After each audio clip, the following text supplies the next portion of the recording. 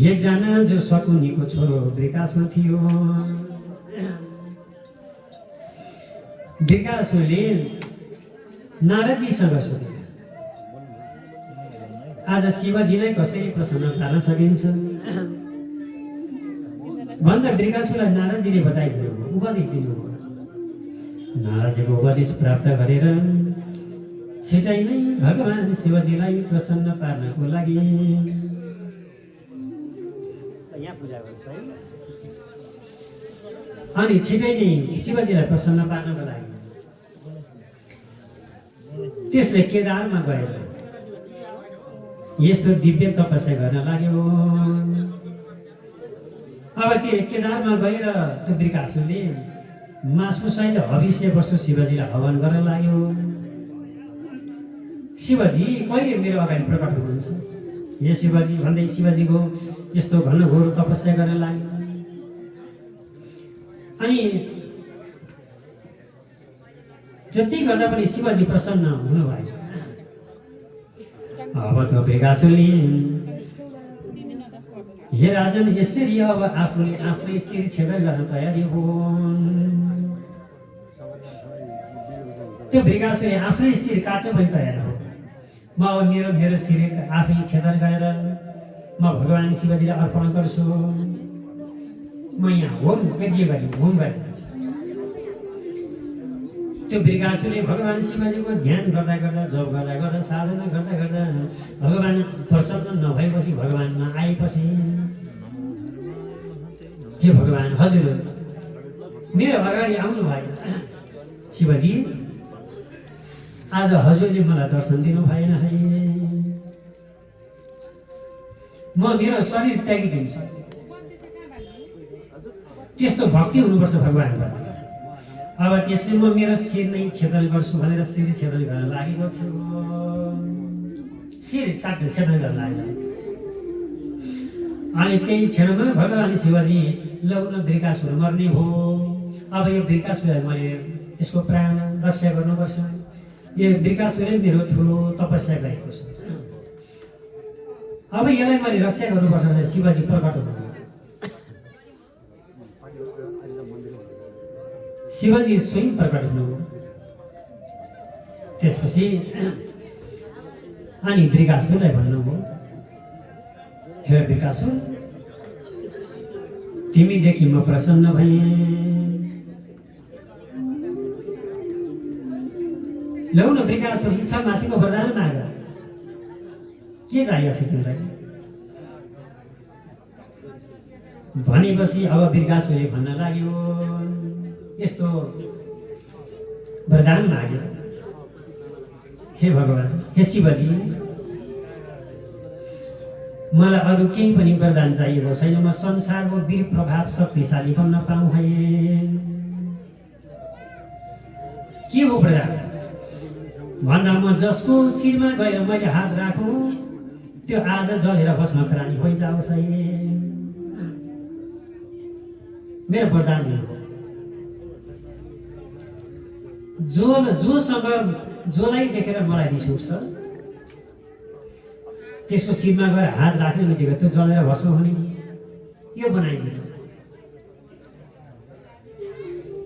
भनेपछि भक्तको लागि भगवान ठुलो, भगवानको लागि भक्त ठुलो।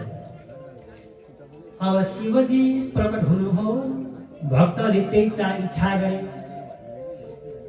अब शिवजीले दिन तयार हुनुभयो। ल ठिक छ, तिमीले पायौ। अब तिमीलाई मैले त्यो वरदान दिएँ। भगवान शिवजीले शकुनीको छोरो वृकासुरलाई त्यो वरदान दिनुभयो। हे राजन, अब यसरी वर पाए मागेपछि भगवान शङ्करले तथास्तु भन्नुभयो। वर प्राप्ति गरेपछि त्यो घमण्ड बढ्दै गयो। अब वृकासुर भन्छ, म विश्वको शक्तिशाली भनेको मै हुँ। अब मलाई कसले मार्न सक्छ? मलाई कसैले केही पनि गर्न सक्दैन। अब त्यो वृकासुरले त्यो शिवजीबाट वरदान पाएपछि यसो हेरेको पार्वतीलाई देखेछ। अनि त्यो वृकासुरलाई पार्वती मन परेछ। अब पार्वती मन परेपछि वृकासुरले अब यो शिवले दिएको वरदान पार्वतीलाई हरण गर्नको लागि अब यस किसिमबाट पहिला शिवजीको पनि शिर छुन इच्छा गर्यो। शिवजीलाई छोएर भस्म पारिदिन्छु म भन्दा हेर्नुहोस् त, शिवले दिया वरदान शिवजीलाई नै प्रयोग गर्नुपर्छ। म पार्वती हरण गर्छु, पार्वती लैजान्छु, त्योभन्दा अगाडि त शिवजीलाई भस्म पार्नु पर्यो नि भनेपछि अब अहिले शिवजी भाग्दै भाग्दै जानुभयो, मलाई खत्तम पार्नुभयो, मैले दिया वरदान मलाई लाग्ने। शिवजी भाग्नुभयो। त्यो वृकासुर पछि पछि पछि पछि पछि पछि पछि पछि गयो। शिवजी डरले भाग्दै जानु अनि शिवजीलाई आपतै पर्यो। भगवान शिवजीको रक्षा गर्नको लागि भगवान विष्णुले वामन अवतार धारण गर्नुभयो। शिवजीलाई आपत परेको बेलामा भगवान विष्णुले वामन स्वरूप लिएर आउनु भएको छ। त्यसपछिबाट वामन अवतार भगवानले बिन्ती गर्नुभयो वृकासुर, हेर वृकासुर तिमी कहाँ दौड्या छौ?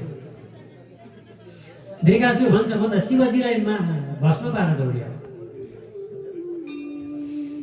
यसपछिबाट अब अहिले वामन अवतार भगवानले भन्नुभयो, ये वृकासुर प्रजापतिको श्रापले पिशाच भई भ्रमण गर्ने शिवको वचन श्रद्धा गर्ने योग्य छैन। शिवको वचन पनि तिमीले मान्ने हो, त्यो शिवको वचन त सत्य हुँदैन नि वृकासुर, भगवानले भन्नुभयो। त्यसैले शिवजीले दिएको वरदान सत्य नहुन पनि सक्छ। कतै शिवले तिमीलाई झुट बोले पनि हुन सक्छ नि। सबै कुरा वृकासुर सत्य नै हुन्छ भन्ने छैन है। शिवजीले कतै तिमीलाई झुक्किएको पनि हुन सक्छ, तिमी भ्रममा परेको पनि हुन सक्छ। वृकासुरले सोधे त्यसो भए म के गर्नु त?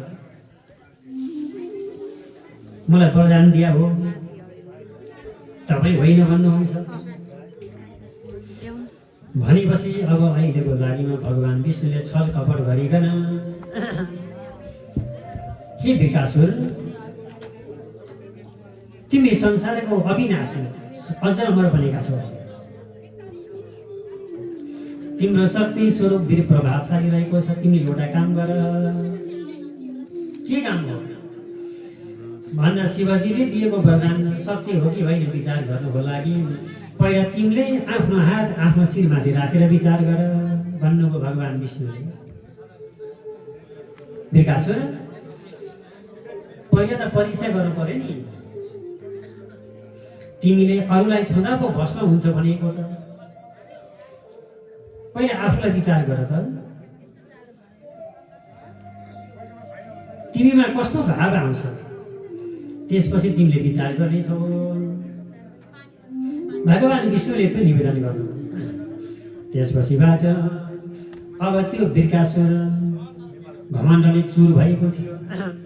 अब त्यो वृकासुरले होला भगवान विष्णुले भनेको पक्कै सही हो, शिवजीले मलाई आज झुटो वरदान दिए भन्ने जानेर त्यसले आफ्नो शिर आफ्नो हात आफ्नो शिरमाथि राख्यो। हात शिरमाथि राख्ने बित्तिकै त्यो तुरुन्तै भस्म भयो, आफै जलेर भस्म भएर मर्यो भक्तवत्सल भगवानको। त्यसपछिबाट त्यो शिवजीलाई मार्छु भनेर दौडेको वृकासुर आफै मर्यो। भगवान विष्णुले प्राणको रक्षा गरिदिनु भयो। शिव यसरी शङ्करबाट मुक्ति हुनुभयो अनि आकाशबाट पुष्पवृष्टि भयो। भगवान नारायणले यस किसिमबाट भगवान विष्णु भन्नुहुन्छ, हे शिव अशुभ कर्मले नै यसको नाश गरिदियो। जसले अशुभ कर्म गर्छ, जसले नहुने कर्म गर्छ, अरूको कुभालो चिताउँछ, जसले राम्रो वरदान राम्रो विषय आफूले वस्तु पाएर आफू धनी भएर आफू सम्पन्न भएर म जस्तो ठुलो कोही छैन भन्छ, आफूभन्दा सानोलाई अपमान गर्छ, हेप्छ, पेल्छ, गाउँघर समाज टोल देशमा म जस्तो ठुलो कोही छैन भने अहङ्कार देखाउँछ भने आज त्यसलाई जसले यस्तो कर्म गर्छ आफूभन्दा सानालाई अपमान गर्छ भने त्यसको अवश्य नाश हुन्छ भनिकन अब अहिले गएर यसरी भगवान् विष्णुले बिन्ती गर्नुभयो। भगवान् विष्णुले प्राण सङ्कट पर लागेको बेलामा शिवजीको प्राण यसरी बचाउनु भनिकन राजा परीक्षितलाई सुखदेव स्वामीले नैमिषारण्य क्षेत्रमा भागवत कथा विस्तार गर्नुभयो भक्त वत्सल भगवानको। ल